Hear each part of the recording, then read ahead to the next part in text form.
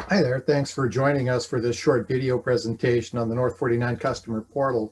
Today we're going to focus very specifically on payments, how your customers can pay their accounts online, and managing their stored credit cards or the tokens of their stored credit cards right within the portal or within Sage 300.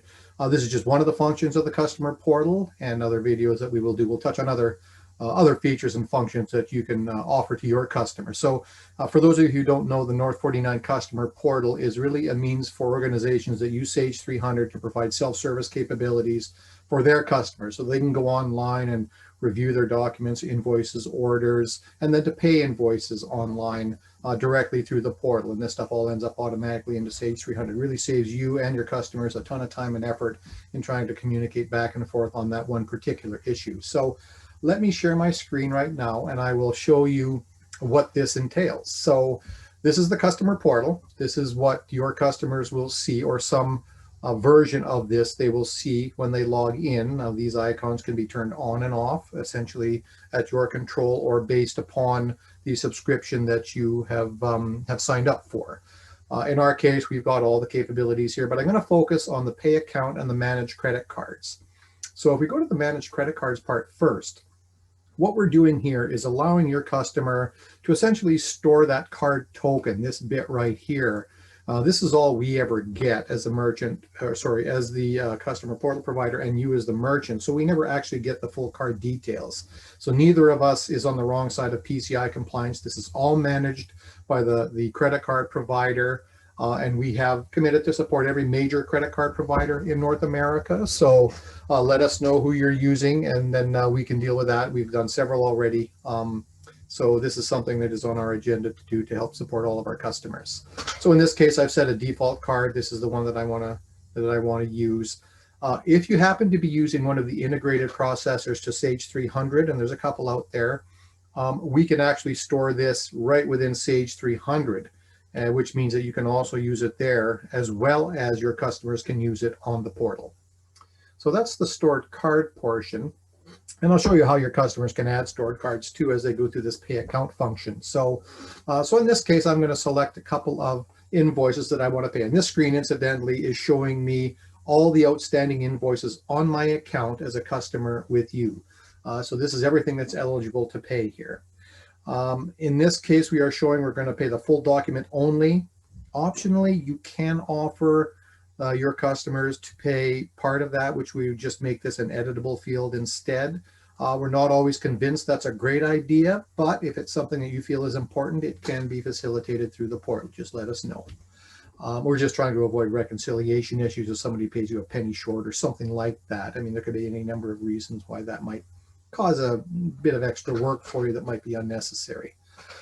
So when I select the documents that I want to pay, I simply click that Make Payment button, and it's going to take me to, well, either this screen, because I've got a stored card. I can just default to this, hit that Make Payment button, and the system takes care of everything else. It goes out to the payment gateway, sends all the necessary information, posts back to us everything we need to know to append into an AR receipt batch into Sage 300, so that when you post that batch, everything is properly reconciled and that transaction is done. You didn't have to do anything. Your customer simply came on here and made that payment and they were done. Nice and simple. Now, you can see that they can also choose to pay by check or ACH. So if they select that and I hit that Make Payment button, what's going to happen now is I'm going to be presented with a different screen. And this is very much like if they were entering a new card, or if they weren't storing cards, they would get a similar screen, except it would indicate up here credit card payment, and they could enter their card details and expiry date and CVV and all that stuff. You notice we do fill in all the necessary information here. This tells you what information we need to do an ACH payment. And so once they hit that pay button, same thing happens. We just send the information off to the bank, and then the money ends up in your bank account, assuming it was there in your customer's account. Let's just go back to that screen again, and I can show you what that credit card payment screen looks like as soon as I refresh here. Give me 1 second while my system catches up, as we're all working from home. I know we're reliant on our home internet bandwidth. If I were to choose to do this by credit card and I didn't have a stored card, I can simply click this button. I do have the option to save it, which would go through that process of saving that token like we talked about. And when I hit that make payment, it's a very similar screen, although now this time it's going to present with the card information that we need to enter in here. And again, we're going to put in all the information that we know about so your customer doesn't have to fill that information in unless it's different. So pretty straightforward, very easy for them, very easy for you. Less back and forth between you and your customers to have to deal with all of this. It's just automatic and everything takes care of itself. So that's the great thing for these customer portals, and especially now, everyone's looking for a way to make these kind of transactions a lot easier between ourselves and our customers. So that's the customer facing side. I also want to show you the merchant side. There's a couple of things in here, and I just changed my login to be an administrator here. And my password, I think I typed that in right. Let's find out pretty quickly. As I log in as the administrator, I'm presented with a different view. And this is me as the merchant, as you, looking after your own portal and the features and functions that you get associated with that. And there's quite a bit here, and I'm just going to specifically focus on the things relative to credit card. This little bit right here would tell you if there was ever an issue processing a payment transaction into Sage. It should be 0 theoretically because we do it all automatically, but there could be the odd instance where there is a communication interruption or something like that. This would alert you that something needed to be dealt with, and then you could simply look to this receipts menu item here, and this is going to show us every transaction that ever happened. You notice I went in there and did a whole bunch of these and I never completed them. That's what this is telling me. I didn't complete those transactions. This is what a transaction looks like when it's approved. And this little flag here says it's been inserted into Sage. So you know that's been done. The odd time you may see this flip the other way, it just means that something happened that we weren't able to communicate with Sage and insert that transaction. You can do it again from here.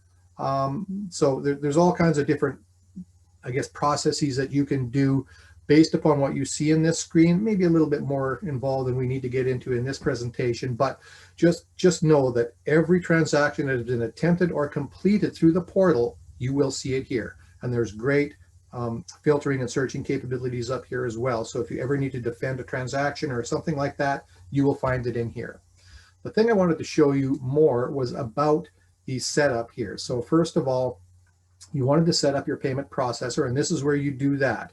You simply enter your card processor, your merchant ID, your merchant key. We're set up using the PIA system here on a test account, and so this is where we'll put in all those credentials.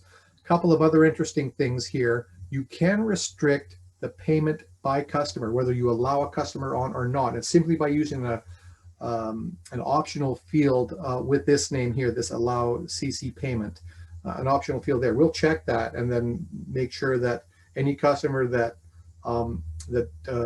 has this, it will be eligible to pay online. And we can restrict it by this field. It's not necessary. If this is checked on or off, that's when you would incorporate that. You can also restrict the amount that someone can pay by credit card in here. So by putting a dollar amount in here, you can say you can pay up to X dollars by credit card, the rest have to be ACH or something like that. This is where you allow that partial payments I spoke about earlier, this simple checkbox. And if you need to provide some kind of disclaimer or whatever for your customers who pay by credit card or what have you, you can enter that here as well. So that's where you'd set that up. One other kind of cool thing I wanted to show you was the notifications that you can get with the portal. And there's a few different ways you can be notified when somebody makes a payment. Now, I know a lot of times you'll be spending time making collection calls to customers and things like that. So you want to be informed when somebody's made a payment. So there's 3 different ways that can happen. Number 1, it can be to an email address. And this could be a distribution list, perhaps inside of your Exchange server that can go to numerous people. We've also got an integration into Slack, which is that instant messaging service. So you can get instantly notified when somebody makes a payment online, and it will include all the payment details of who made the payment, how much it was, and for what invoices. So instantaneously, this can come to a Slack channel, and you can have the appropriate people on that Slack channel, and they will get notified. Exactly the same thing with Microsoft Teams. You can have these webhooks, as they call them, send an instant message through Teams to a team, I guess it's called, and you can have the appropriate people on that team notified when somebody makes a payment, who it was, how much they paid, what invoices. And this is where you turn those things on and off right here. So instant notifications, quick and easy for your customers to pay. Very little work on your side to do. You just get notified. The money shows up in your bank account when you post that batch. Everything is done. So it really cuts down the workload for you to collect those payments and makes it super easy for your customers to pay you. And especially now when everyone's working remotely, this is a very handy feature, and it makes it very easy to do business with you. That's all I wanted to talk about for now. Thank you very much for your time, and please do check out our other videos in our YouTube channel.